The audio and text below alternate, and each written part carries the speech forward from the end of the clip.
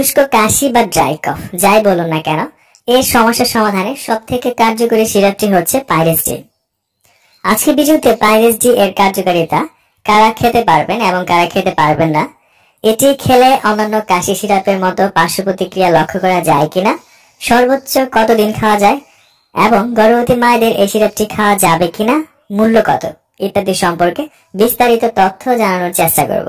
তো চলুন কথা না বাড়িয়ে মূল আলোচনা শুরু করা যাক।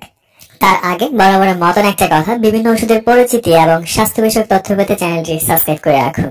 আপনারা দেখতে পাচ্ছেন পাইরেস ডি সিরাপ, আর এটি বাজারে নিয়ে এসেছে বাংলাদেশের স্বনামধন্য ওষুধ কোম্পানি নাভানা ফার্মাসিউটিক্যাল লিমিটেড। খুবই অল্প সময়ে পাইরেস ডি সিরাপটি ব্যাপক পরিচিতি লাভ করেছে খুসখুসে কাশি নিরাময়। কারণ পাইরেস ডিতে রয়েছে তিনটি গুরুত্বপূর্ণ উপাদান: ডেক্সট্রোমেথোরফ্যান, হাইড্রোব্রোমাইড, লেবুমেন্থল এবং ডাইফেনহাইড্রামিন হাইড্রোক্লোরাইড। এই উপাদানগুলির সমন্বয়ে 100 মিলি কাঁচের বোতলে বানাজাত করা হয়ে থাকে এই পাইরেস ডি সিরাপ। খুসখুসে কাশি একটি বিরক্তিকর এবং বিব্রতকর অসুখ। একবার কাশি শুরু হলে যেন থামতে চায় না, যখন তখন যেখানে সেখানে শুরু হয়ে যেতে পারে কাশি। জ্বর নেই, কফ নেই, বুকে গড়গড় শব্দ নেই, কিন্তু খুব খুব কাশি, যা সত্যিই বিরক্তিকর এবং যন্ত্রণাদায়ক। আর এই ধরনের কাশির সঙ্গে কখনো কফ বেরোয় না, কিন্তু একটা অস্বস্তিকর ভাব গলায় এবং বুকে লেগেই থাকে। এই ধরনের রোগের প্রাথমিক চিকিৎসার ক্ষেত্রে একজন ডক্টর পাইরেস ডি সিরাপটি লিখে থাকেন।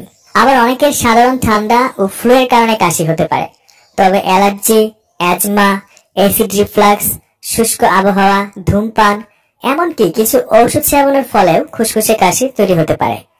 একটানা খুসখুসে কাশি বিরক্তিকর। অনেক ক্ষেত্রে আবার কফ জমাট বেঁধে ভয়ানক কাশিও শুরু হতে পারে। এই ধরনের সমস্যার মুখোমুখি হলে পাইরেস ডি সিরাপ একজন ডক্টরের পরামর্শ নিয়ে খেতে পারেন। এবার আসুন জানা যায় পাইরেস ডি সিরাপটি কিভাবে খেতে হয়। সিরাপটি 12 বছরের উপরে মানুষদের জন্য প্রযোজ্য। যাদের বয়স 12 বছরের কম তাদের জন্য এই সিরাপটি খাওয়া যাবে না। প্রাপ্ত বয়স্ক মানুষের জন্য 2 চামচ করে দিনে 3 থেকে 4 বার অথবা একজন রেজিস্টার্ড ডাক্তারের পরামর্শ নিয়ে সিরাপটি সেবন করতে হবে। কোনোভাবেই 24 ঘন্টায় 8 চামচের বেশি এই সিরাপটি সেবন করা যাবে না। আর পাইরেস ডি হচ্ছে একটা প্রেসক্রিপশন অনলি প্রোডাক্ট। একজন ডাক্তারের প্রেসক্রিপশন ছাড়া এই সিরাপ সেবন করা উচিত নয়। ডেক্সট্রোমেথোরফ্যান, হাইড্রোব্রোমাইড থাকার কারণে গর্ভাবস্থায় এটা খাওয়া যাবে না। আর এই পাইরেস ডি সিরাপ খেয়ে তন্দ্রাচ্ছন্নতা হতে পারে, তাই এটিকে গাড়ি চালানো কিংবা ভারী জিনিস পরিচালনা থেকে বিরত থাকতে হবে। এছাড়া পাইরেস ডি সিরাপটি কিছু পার্শ্ব প্রতিক্রিয়া প্রদর্শন করতে পারে, তবে সবার ক্ষেত্রে এমনটা নাও হতে পারে। যেমন সিরাপটি খেলে সামান্য মাথা ঘোরানো, ঘুম ঘুম ভাব, বমি কিংবা বমির ভাব, মুখ ও নাক গলা শুকিয়ে যাওয়া অথবা চোখে ঝাপসা দেখা ইত্যাদি হতে পারে। তবে এগুলো সাময়িক। অতিরিক্ত মাত্রায় দেখা দিলে আপনার ডক্টরকে বিষয়টি অবহিত করুন। কোনোভাবেই সিরাপটি অতি মাত্রায় খাওয়া উচিত নয়। অতি মাত্রায় খেলে হ্যালোসিনেশন বা খিঁচুনি সহ মারাত্মক লক্ষণ দেখা দিতে পারে। তাই একজন ডক্টরের পরামর্শ অনুযায়ী সঠিক ডোজটি নির্ধারণ করে সেবন করা উচিত। 100 মিলি কাঁচের বোতল পাইরেস ডি সিরাপের মূল্য 80 টাকা মাত্র।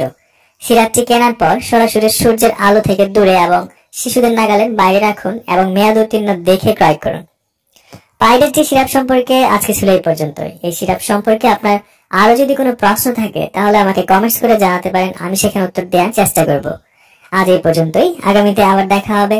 সেই পর্যন্ত ভালো থাকুন, সুস্থ থাকুন। ধন্যবাদ।